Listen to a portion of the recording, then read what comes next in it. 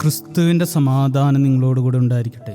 വചനകിരണത്തിലേക്ക് ഏവർക്കും സ്വാഗതം. Hermann മെൽവിൻ്റെ Moby ഡിക്ക് എന്ന ഇതിഹാസ നോവലിലെ പ്രധാന കഥാപാത്രമായിരുന്നു ക്യാപ്റ്റൻ അഹാബ്.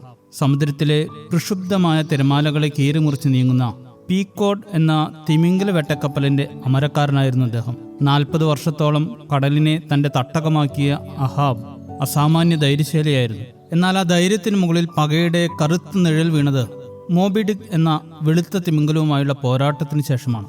ആ പോരാട്ടത്തിൽ അഹാബിന് തന്റെ ഒരു കാൽ നഷ്ടപ്പെട്ടു. ആ ശാരീരിക മുറിവിനേക്കാൾ വലിയ മുറിവേറ്റത് അയാളുടെ അഹന്തയ്ക്കായിരുന്നു. അതോടെ മോബി ഡിക്കിനെ കൊന്ന് പകരം വിട്ടുക എന്നത് മാത്രമായി അയാളുടെ ജീവിത ലക്ഷ്യം. യുവതിയായ തന്റെ ഭാര്യയെയും സ്വന്തം കുഞ്ഞിനെയും മറന്ന് സമാധാനപരമായ ജീവിതം ഉപേക്ഷിച്ച് അയാൾ പകയുടെ പിന്നാലെ പോയി. കപ്പലിലെ വിവേകിയായ ഉദ്യോഗസ്ഥൻ സ്റ്റാർബക്ക് അഹാബിനെ താക്കീത് ചെയ്തുകൊണ്ട് പറഞ്ഞു, ക്യാപ്റ്റൻ, കേവലം മൃഗസഹജമായ പ്രേരണയാൽ ആക്രമിച്ച ഒരു തിമിംഗലത്തോട് പക വീട്ടുന്നത് ഭ്രാന്താണ്. ഇത് നമ്മുടെ നാശത്തിന് വഴിവെക്കും. എന്നാൽ പകയിൽ അന്ധനായ അഹാബ് ഇത് ചെവിക്കൊണ്ടില്ല. അയാൾ തന്റെ തിരിച്ച് തുടർന്നുകൊണ്ടേയിരുന്നു. ഒടുവിൽ ശാന്തസമുദ്രത്തിൽ വെച്ച് ആ വെളുത്ത തിമിംഗലത്തെ അയാൾ കണ്ടെത്തി. 3 ദിവസം നീണ്ടുനിന്ന കടുത്ത പോരാട്ടമായിരുന്നു അത്. ആദ്യ 2 ദിവസങ്ങളിലും തിമിംഗലം കപ്പലിന് വലിയ നാശനഷ്ടങ്ങൾ വരുത്തിയിട്ടും അഹാബ് പിന്മാറിയില്ല.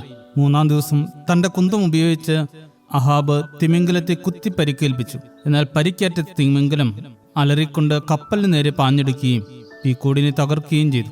ആ പോരാട്ടത്തിനിടയിൽ അഹാബ് എറിഞ്ഞ കുന്തത്തിലെ കയർ അയാളുടെ തന്നെ കഴുത്തിൽ കുടുങ്ങി.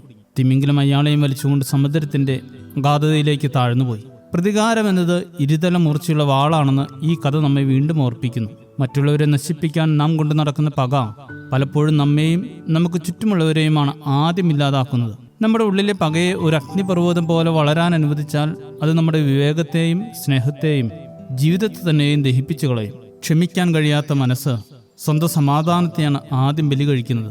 കോപം അല്പബുദ്ധികളെ കൊല്ലുന്നു, അസൂയ ഭോഷനെ വിധിക്കുന്നു എന്ന് ഇയ്യോബ് 5:2 പറയുന്നു. നമ്മുടെ വികാരങ്ങൾ വിവേകത്തിന് മുകളിൽ വളരുമ്പോൾ അത് വിനാശത്തിലേക്ക് നമ്മെ നയിക്കും. ദൈവം നൽകിയ അമൂല്യമായ ജീവിതം അന്ധമായ പകയ്ക്കും ദേഷ്യത്തിനും വേണ്ടി പാഴാക്കാതെ സ്നേഹത്തിനും നന്മയ്ക്കുമായി മാറ്റിവെക്കാൻ നമുക്ക് പരിശ്രമിക്കാം. ശുഭദിനം നേരുന്നു. ദൈവം അനുഗ്രഹിക്കട്ടെ. സോദരനോടുള്ളതാം പകയെന്നിൽ നിന്നകറ്റാൻ എന്റെ ഹൃദയം നിർമ്മലമായി നീ ഒരുക്കിടണേ.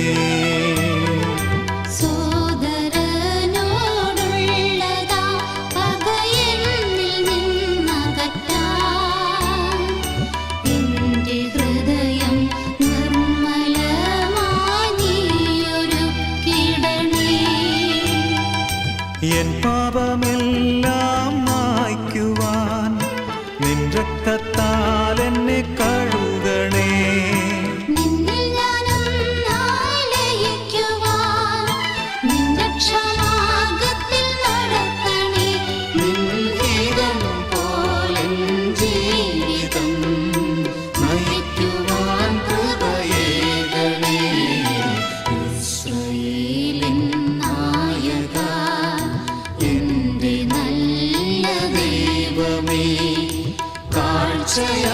ഞാനേകുന്നു എന്നെയും എൻ സർവവും നിന്റെ മുൻപിലായിതാ. സ്വീകരിക്കണമേ പ്രഭോ, ഇസ്രായേലിൻ നായക, എന്റെ നല്ല ദൈവമേ. കാഴ്ചയായി ഞാനേകുന്നു എന്നെയും എൻ സർവവും